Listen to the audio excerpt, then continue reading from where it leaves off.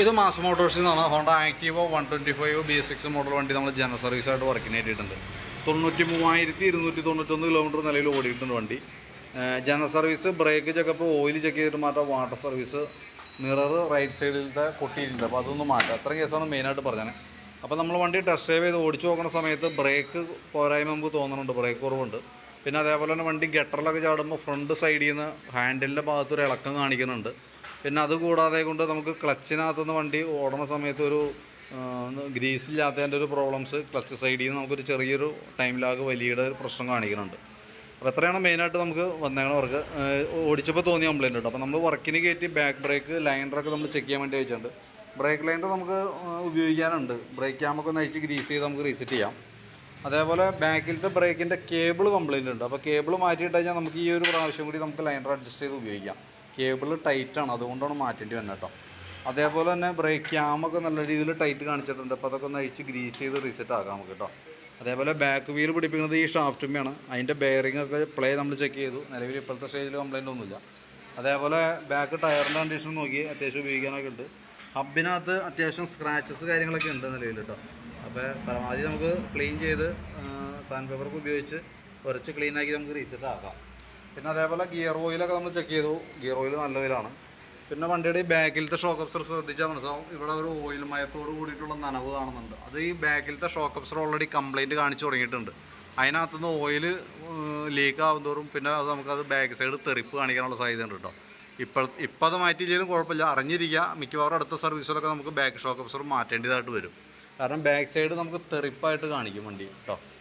പിന്നെ അതേപോലെ നമ്മളതിൻ്റെ എയർ ഫിൽറ്ററിൻ്റെ ഭാഗത്ത് നമ്മളൊന്ന് അഴിച്ച് ചെക്ക് ചെയ്യാനുണ്ട്.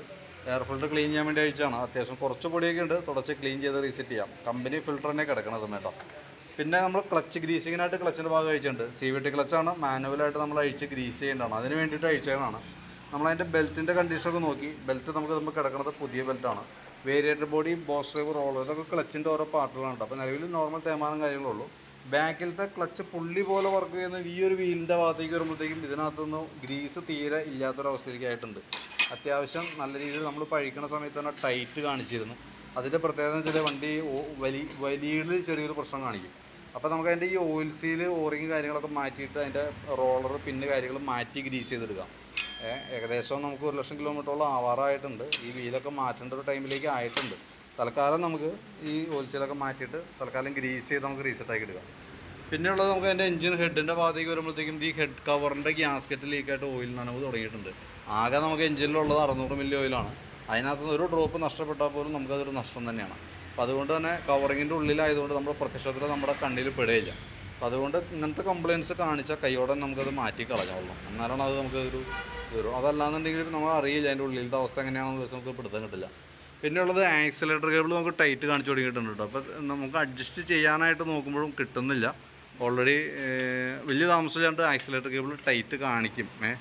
ഇപ്പം അത്ര പ്രോബ്ലം ഇല്ലെങ്കിൽ പോലും അടുത്ത സർവീസിലൊക്കെ എന്തെങ്കിലും മാറ്റേണ്ടതായിട്ട് വരും കേട്ടോ. പിന്നെ ഈ ഹെഡ് കവറിൻ്റെ ഇവിടെ സ്ക്രൂ ചെയ്യണ ഭാഗം, ഇവിടെ അടിഭാഗമൊക്കെ പൊട്ടിപ്പോയിട്ടുണ്ട്. ഈ സൈഡിൽ പ്രോബ്ലം ഒന്നുമില്ല. പിന്നെ ഫ്രണ്ടിലേക്ക് വരുമ്പോഴത്തേക്കും ഫ്രണ്ട് പോൺസെറ്റ് നല്ല രീതിയിൽ അടിയുണ്ടായിരുന്നു. നമ്മൾ വണ്ടി വർക്കിന് കയറിനേക്കാളും മുമ്പ് തന്നെ അത് കയറ്റി ടൈറ്റ് ചെയ്ത് സെറ്റ് ചെയ്ത് ചെക്ക് ചെയ്തായിരുന്നു. നിലവിൽ ഇപ്പോഴത്തെ കണ്ടീഷനിൽ ഓടിക്കുന്നതിന് കുഴപ്പമൊന്നുമില്ല. പിന്നെ അതേപോലെ ഫ്രണ്ടിലത്തെ ബ്രേക്ക് പാഡ് സെറ്റൊക്കെ നമ്മളൊന്ന് അഴിച്ചിട്ടുണ്ട്. ബ്രേക്ക് പാഡ് അത്യാവശ്യം ഉപയോഗിക്കാനൊക്കെ ഉണ്ട്. ബ്രേക്കിൻ്റെ ഈ കാലിപ്പർ ബ്രാക്കറ്റൊക്കെ ചെറിയ ടൈറ്റ് കാണിച്ചു തുടങ്ങി. അപ്പോൾ അതൊന്ന് അഴിച്ച് ഗ്രീസ് ചെയ്ത് റീസെറ്റ് ആകുന്നുണ്ട്. ഫ്രണ്ട് വീലിൻ്റെ ബെയറിങ് ചെക്ക് ചെയ്തായിരുന്നു, ഫ്രണ്ട് ടയർ ചെക്ക് ചെയ്തായിരുന്നു. ഓക്കെയാണ്, വേറെ പ്രോബ്ലമില്ല. പിന്നെ ഈ സൈഡിലേക്ക് വരുമ്പോഴത്തേക്ക് നമുക്ക് അതിൻ്റെ സ്പാർക്ക് പ്ലഗൊക്കെ ഒന്ന് ക്ലീൻ ചെയ്യാൻ വേണ്ടി വെച്ചാണ്. ജസ്റ്റ് ക്ലീൻ ചെയ്ത് റീസെറ്റ് ആകുന്നുണ്ട്. പുതിയ പ്ലഗാണ്. ബാറ്ററി നമ്മൾ കൂട്ടത്തിൽ കൂടെ ഒന്ന് ചെക്ക് ചെയ്ത് പോകുന്നുണ്ട്. 2025 മോഡൽ ബാറ്ററിയാണ് വണ്ടി ഇരിക്കുന്നത് കേട്ടോ. ആമറോണിൻ്റെ ബാറ്ററിയാണ്. ഞാൻ അതിൻ്റെ വോൾട്ടൊക്കെ നോക്കി 13.2 കാണിക്കുന്നുണ്ട്. ലോഡ് കൊടുക്കുമ്പോൾ 9.6 അപ്പോൾ നിലവിൽ ബാറ്ററിയുടെ ഭാഗത്ത് ഇപ്പോൾ നിലവിൽ വേറെ പ്രോബ്ലം ഒന്നുമില്ല. അപ്പോൾ നമുക്ക് സർവീസ് സംബന്ധമായിട്ടുള്ള വർക്കുകളാണ് മെയിനായിട്ട്. അതിനകത്ത് നമുക്കിപ്പോൾ നിലവിൽ എഞ്ചിൻ ഓയിൽ മാറണം, ക്ലച്ചിനകത്ത് പറഞ്ഞ ഓയിൽ സീൽ, ഓറിങ്, അങ്ങനത്തെ കുറച്ച് ഐറ്റംസൊക്കെ മാറ്റാനുണ്ട്. ബാക്കിലത്തെ ബ്രേക്കിൻ്റെ കേബിൾ മാറ്റാനുണ്ട്. ഇത്രയാണ് മെയിനായിട്ടുള്ളത്. ആക്സിലേറ്റർ കേബിളൊക്കെ നെക്സ്റ്റ് അടുത്ത സർവീസിൽ എന്തെങ്കിലും നമ്മൾ മാറ്റേണ്ടി വരും കേട്ടോ. അതേപോലെ ഹെഡ് കവറിൻ്റെ ഗ്യാസ്കറ്റ് ലീക്ക് ഉണ്ട്, അത് നമ്മൾ ചെറുക്കാലം ചേഞ്ച് ചെയ്യുന്നുണ്ട്. ആക്സിലേറ്റർ കേബിൾ അടുത്ത സർവീസൊക്കെ ആകുമ്പോഴത്തേക്കും ടൈറ്റ് കാണിക്കും. ഇപ്പോൾ തന്നെ ടൈറ്റ് ഉണ്ട് ചെറുതായിട്ട്. അപ്പോൾ നോക്കിയിട്ട് റിപ്ലൈ ഇട്ടാൽ മതി. ഞാൻ എസ്റ്റിമേറ്റ് ഡീറ്റെയിൽസൊക്കെ വാട്സാപ്പിലേക്ക് ഇട്ടേക്കാം.